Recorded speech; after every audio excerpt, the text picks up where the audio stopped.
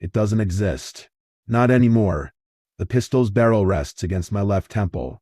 The cold metal pressing into my skin felt colder while each second passes away. As I wait to pull the trigger, I bought this weapon to protect my family. The past few months have been crazy in our neighborhood. I needed something, anything to keep them safe. But now, after learning the truth, a truth I wish wasn't real, this gun has found a different purpose. There's no one left to save. I'm a 32-year-old working man in a corporate. We're doing your job better than anyone else comes with its rewards. I work hard, and in return, I get better perks. I currently live in an apartment consists of 4-bedroom space, not too modern, just the way I will like it. Nothing extravagant. Nothing more. I am married to her. She is the love of my life. And together, we have 2 kids. I love them more than anything. It all started in 2011, 14 years ago, when I met a girl who changed everything. She currently my wife taught me love, affection, and the kind of laughter that stays with you forever. 2011 I was 18, barely thought about academics, never worried about my appearance, and had no clear direction in life. And then there was her brilliance, effortlessly topping every exam, the most gorgeous person I had ever seen. She was everything I wasn't. And yet, somehow, our worlds collided. I still can't believe it, that this woman, the one I'm married to, is the same girl who once loved me, even when I was just a mess, stuck in a hole with no direction. That this is the same woman who became the mother of my 2 most adorable munchies. I still wonder how. We got married early because I wanted to. She wanted to. We both did. She shaped me in ways I never imagined, turning me into the man I am today. 2 years after we graduated, we tied the knot. Her parents disapproved of her marrying me, and while mine were okay with it, they chose not to attend. Since her family wasn't coming, my folks decided it was best if they stayed away too. But none of that mattered. We had each other, and that was enough. My parents loved her truly. They liked her a lot, right from the start, having never had a daughter of their own. They embraced her as one, treating her like family in every way that mattered. I had everything I ever wanted. My life was filled with love and joy. After we got married in 2014, at just 22, we moved into a simple studio apartment. There wasn't much, but to us, it was a love palace. She painted and sketched on the walls, turning them into canvases of our happiness. I adored every stroke, every color she brought into our world. She always wanted a baby, dreamed of starting a family early, but I asked her to wait. Not because we couldn't afford it, we had enough, but because I wanted to give our children the best life possible. If you're a parent, you understand. She was upset, but she understood. We both worked hard, earning a decent living whenever we could. We traveled, sometimes internationally, escaping our busy schedules to explore the world together, and at least once a month, we visited my parents. She loved it there. It had been a year since we got married, a year since she was separated from her parents. The pain never left her, I could see it. Even if she never spoke about it, she never shared it with me. But I knew. I tried to reach out. I went to their home, met them face to face, and explained everything. I asked them no. I begged them to visit us just once. Seeing me put in so much effort, not for myself, but for their daughter's happiness, something in them shifted. They saw it, the love we shared, the way we belonged together. And in that moment, they understood. We weren't just married. We were truly, deeply in love, more than anything else in this world. They agreed to visit. Then came the day I had been waiting for. The day I surprised her. I brought her parents home, and the moment she saw them, her happiness knew no bounds. It was a day we would remember for the rest of our lives. A day of healing, of love, of family coming together again. And that night, we made another decision, one that would change everything. We decided to have a baby. Everything had fallen into place. We were happy, truly happy. There was nothing more I could ever ask for in this lifetime or any lifetime. The next year I sat in the hospital lobby, heart pounding, waiting for the moment that would change our lives forever. And then, the news came. A baby girl. I had always dreamed of having a daughter, while she had hoped for a boy. We had even placed a bet on it, one that I had just won. But in that moment, none of that mattered. All that mattered was that she was here, our little girl. And oh man, That feeling the moment I took her to my hands was beyond words, beyond anything I had ever known. It was irreplaceable. In that instance, I wasn't just a man. I was the luckiest man alive, a husband, and now, a father. After we were discharged, we returned to our little studio apartment. But suddenly, it felt small, not because of its size, but because our love had grown and had taken shape in the form of our baby girl. The space was filled with love, warmth, and something new, something bigger than just the two of us. I knew then that we needed a bigger place, not just for comfort, but to make sure this love stayed with us, surrounded us, and grew with us.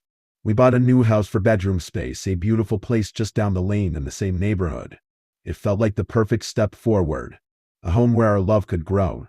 We had everything: happiness, love, and of course, the little fights that came and went, never strong enough to shake us.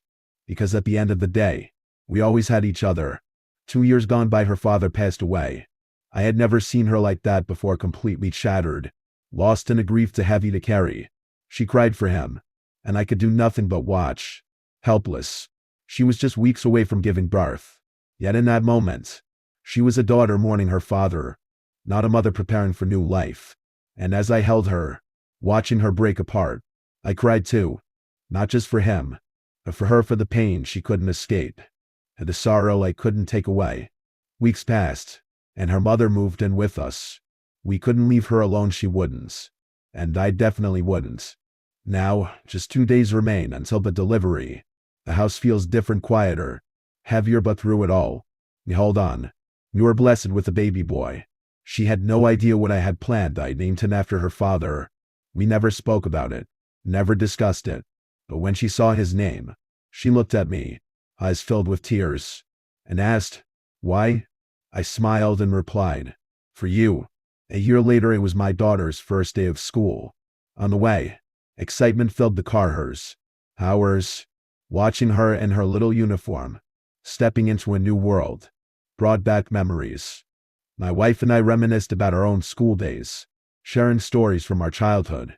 I told her about the mischievous things my friends and I did, the fun, the chaos. She, in turn, told me about the boys who had proposed to her back then. I didn't react, played it cool. But deep down, yeah, I felt a little jealous.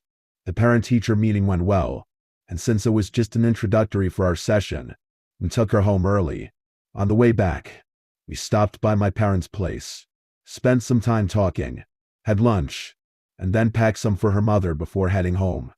It was a simple day, yet one I knew I'd always remember.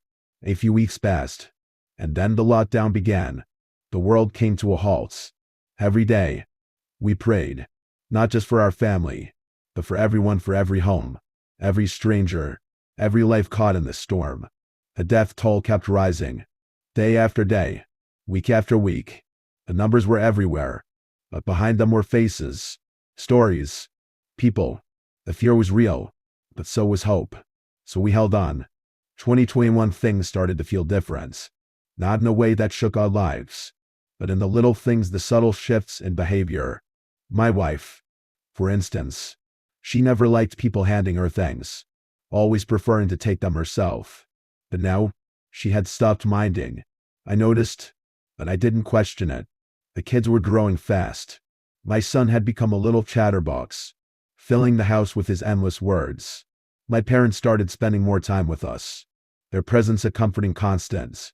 But my mother-in-law, and more, she had become so quiet, so dull.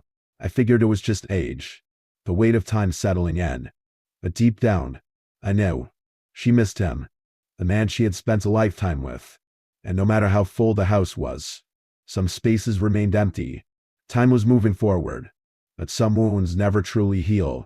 Week after week, people started visiting us, family, friends, even those who had never stepped into our home before. It was unexpected, but we welcomed it. Even my old friends, the ones who never had the time, started dropping by. We enjoyed it. We laughed more. We made memories, hiking, dining out, simply being together. And then, there was her. She always smiled at me, this soft, knowing smile. And every time she did, it churned my heart the way she would churn a brick of butter slowly, deliberately, leaving an ache I couldn't quite understand. It was the best time of my life.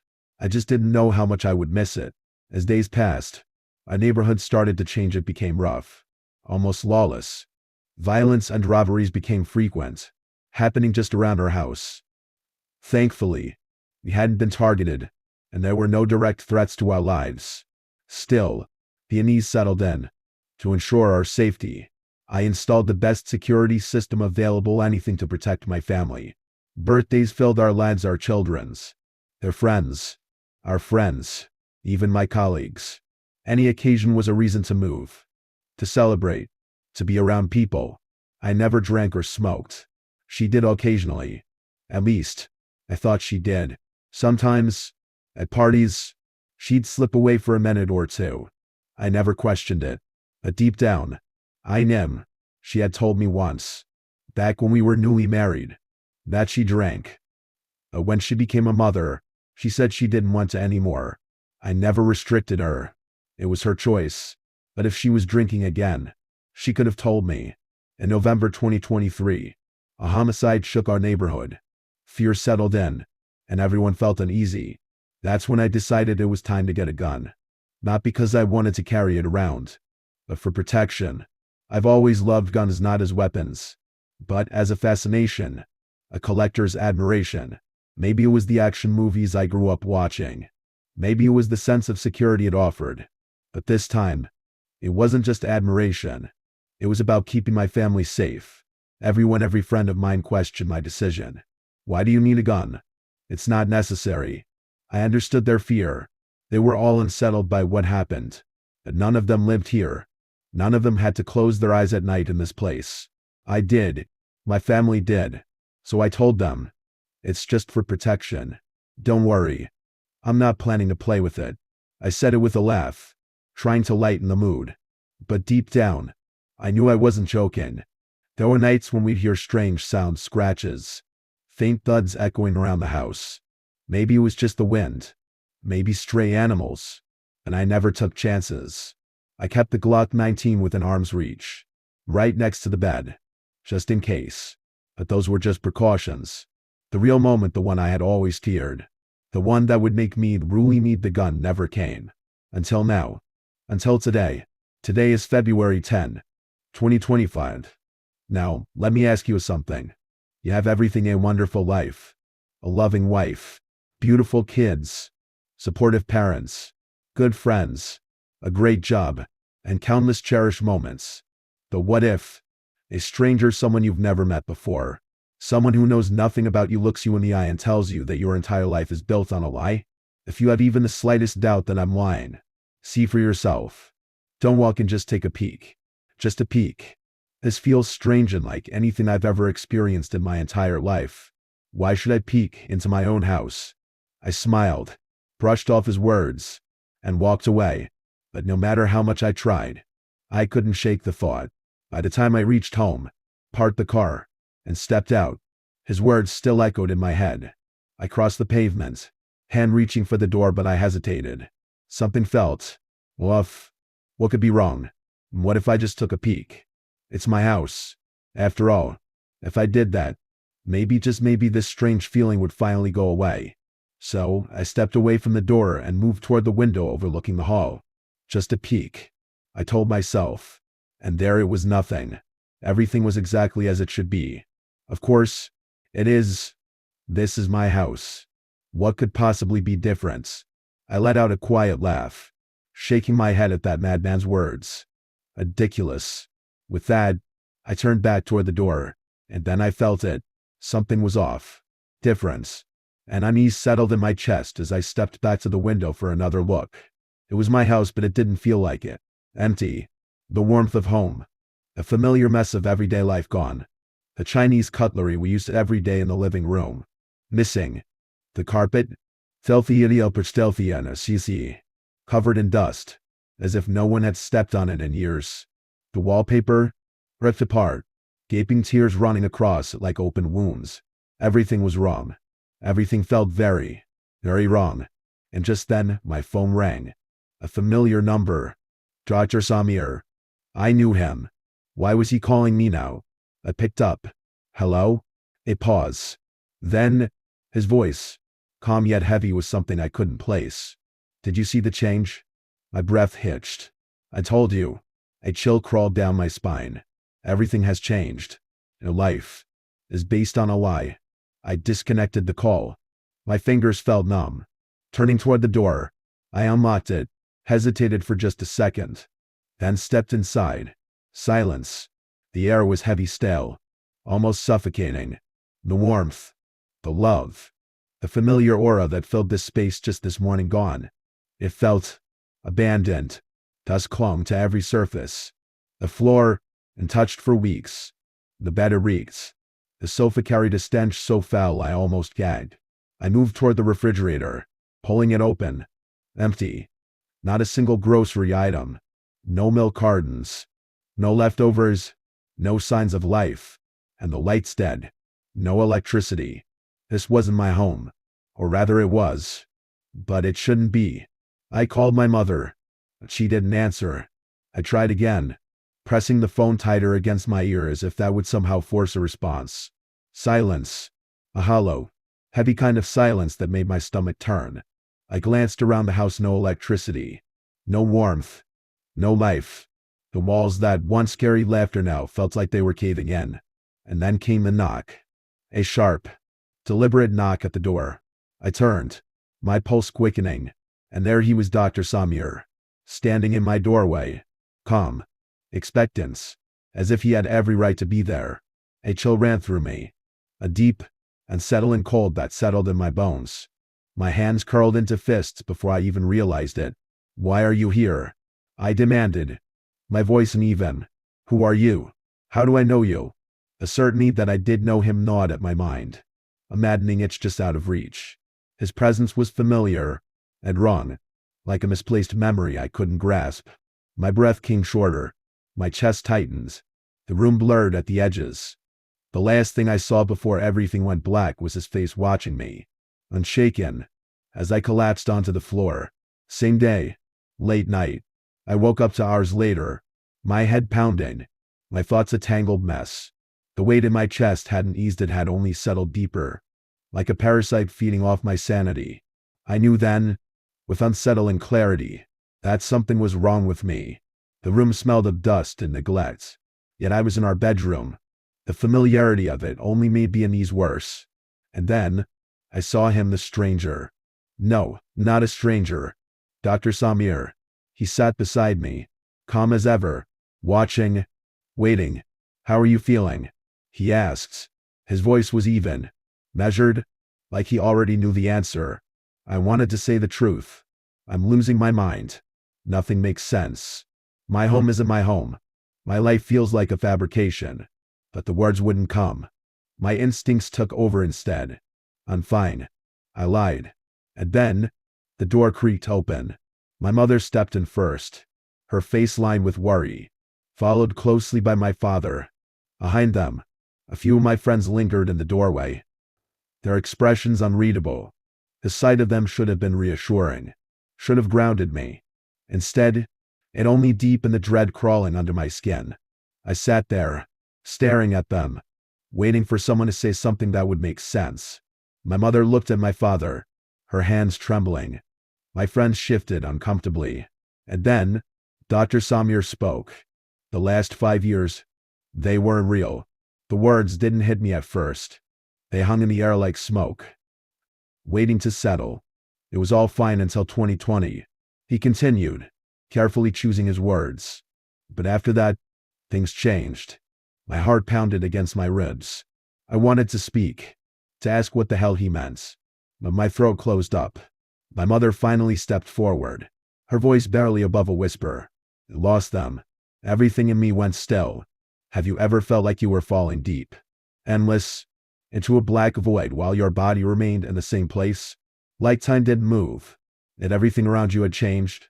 You know you're in the present, trapped in this unbearable now, but you don't want to be here. The past, even if it was a lie, felt warmer, softer. It wrapped around you like a memory you could still touch, even knowing it wasn't real. It was better than this. I felt it. Yes, I did. The pandemic. They got sick. She swallowed hard, struggling to say it. You all did, but you survived. No, my head shook before I even realized it. No, that's not true. That's not true. You couldn't bear it, she continued, tears slipping down her face. You and forgot. They built a life where they never left. The world around me shrank. My breath came in ragged gasps. No, no, I just saw them. My wife, my kids. We had breakfast. We laughed. I picked up my daughter's toys this morning. I kissed my son's forehead before leaving for work. I was just with them. And I wasn't. The truth crashed into me like a hole in heart. Like a wave, drowning me in its weight. The empty house. The dust. A missing warmth. The silence. It had always been silent. I clutched my head, squeezing my eyes shut, trying to fight it, trying to hold on to what I thought I knew. But the memories were slipping, breaking apart like shattered glass. I had been living a lie. Moments later, the room echoed with a single, deafening blast.